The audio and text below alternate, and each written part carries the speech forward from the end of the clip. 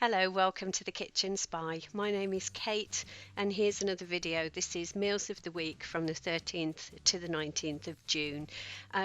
When I do these voiceovers, and I always look at the previous meals of the week just to make sure that I've got consecutive dates, and I realised that the last one was entitled that it ended on the 12th of May. I don't know what I've done. I think lockdown brain. Anyway, these are most definitely the 13th to the 19th of June. I hope this video finds you safe and well, and that you've had a good week of meals, and that you enjoy having a look at what we've eaten this week. So we'll start with Saturday, and this was some light and low sausages from Asda, and I had mine with roasted butternut squash and salad and dressing, and my meal came to 320 calories. I really liked these sausages, actually they were really tasty, which I'm glad about because I've got another pack in the freezer, but I'd definitely buy them again. So I also served it with, as you can see on the side there, a little bit of caramelized onion relish, and I'll show you that and a funny little moment shortly. My husband had his with mash and peas and gravy, so I don't know how many calories that is because I don't count his calories, but he had 3 sausages and a great big dollop of mashed potato and some peas, and then just some gravy, and he enjoyed that too.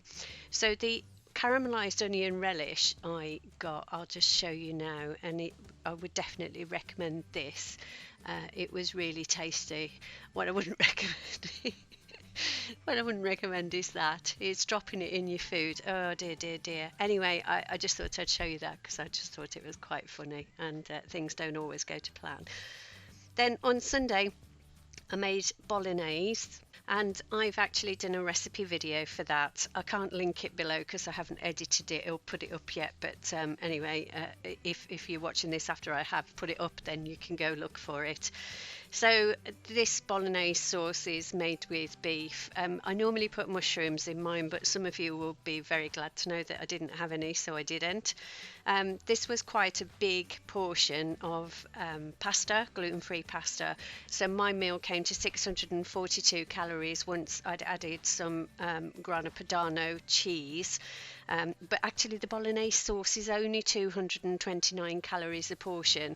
So it is the pasta and obviously the cheese that added the extra calories. So you can definitely still have a gorgeous bolognese sauce and have it calorie controlled. Yeah, I went into some kind of rising inflection there for some reason. I don't know why. Anyway, on Monday we had Donna Kebab, which was out of the freezer, so from a previous batch that I made. It does freeze well, and I'll link the video that shows you how to make this and a gluten-free flatbread, although here I've served it with gluten-free pita bread and salad. And this came to 381 calories, and that's sriracha sauce that I've got there. I'm really struggling to find any sriracha sauce at the moment. I don't know why, or my normal brand anyway, which I think is Goose or something like that.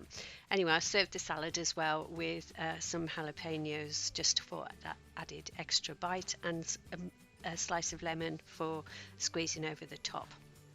Then on Tuesday, and I appreciate this looks absolutely disgusting, like it's been regurgitated, but it's from the freezer. It is beef casserole, and I just served mine with Yorkshire pudding. My husband had his with mashed potato, but yeah, I didn't put any extra vegetables on there because there's actually loads of veg in the casserole itself, and that was 346 calories, and I'm sorry it looks so awful. And then on Wednesday we had stir-fried chicken, and my husband cooked this actually, so it was chicken thigh because I just still am finding it difficult to get chicken breast. So it was marinated chicken thighs served with some gluten-free noodles and stir-fry vegetables, and then with some soy sauce and some chili sauce, I think he said he put in there as well, and some mushrooms, and that was 464 calories and very tasty too. Then on Thursday I did pork in apple cider. This is a recipe from Cheryl at What's for Tea's channel, and we really liked this actually. It was very herby, but we did really like it, and I served my portion with cauliflower and broccoli, and that came to 438 calories, and there was enough to freeze as well, so I've got 2 more portions of that in the freezer for another time. So that's a bonus. I love it when you get a freezer meal out and you don't have to do anything. Then on Friday, this was so simple, but it was absolutely delicious. So I had a chicken and I roasted it, and I have served the breast meat here for me with salad and also some Asda lower fat salad cheese, which is a bit like feta, and some roasted Pembrokeshire early potatoes, which are a bit like Jersey Mids but not quite as tasty. And then they were sprinkled in salt and pepper, a little bit of spray oil and some garlic granules. And all served here with this salad was 412 calories, and it was really delicious. And I used the rest of the chicken the following day for a curry, which will be on next week's Meals of the Week. So if you're leaving at this point, thanks very much for watching. I really appreciate it. If you're staying on, there's a little bit of Jess and also a greenhouse update as well, and some seedlings update. So we went for a walk in a place called Crooken Forest, and you can go there. It's within our 5-mile radius, so we can easily go there. And so Jess is here against this pile of logs, this massive pile of logs. There was like really deep mud, as you can see on the other side, but they're working here at the moment, but this was the weekend, so there was no danger. And here is Jess just coming rushing out of the forest.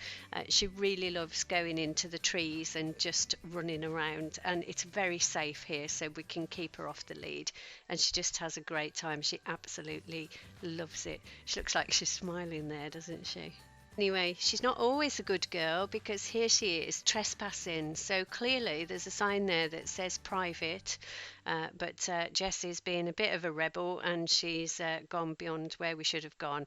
She didn't go very far and she came back, so nobody needs to know. Oh, hang on, I've just put it on YouTube. I'm sure it'll be fine. Yeah.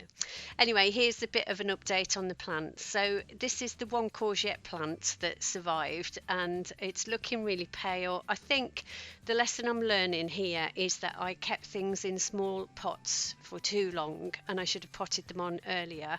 But I'm growing it in this big tub, so I'm hoping that will work. And then there are also 3 marigolds in a tub there. And then this is a plant that I got from my mum's back garden, actually, when she left to go into a sheltered accommodation. It's a hydrangea and I love it. I think it's really precious to me. These are some of the pots that we are renovating, and here are some of the marigolds which we've planted out into the border, just as bedding plants. Obviously they're only annuals, so they're not going to come back next year. Well, I don't think they do anyway. I'm pretty certain they don't. I've got loads more to plant out, so I'm looking forward to those giving a little splash of colour in between just the annual plants. And there's the hole which we've discussed before here, and we thought it might be a bee bowl, but the Bee Bowl Society didn't think it was, and they thought it might have been an ash pit or something else. I can't remember, but anyway, we're still investigating.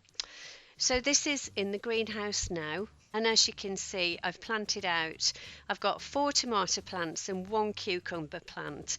2 of the tomato plants are cordon type tomatoes, so they need something to support them. So I've kind of knocked together this Heath Robinson affair. I don't know whether it's going to be strong enough, and I might have to replace it, but I put the string underneath the plants as I planted them. These plants are really kind of a lot smaller than I've seen other people's, but we are quite way behind here.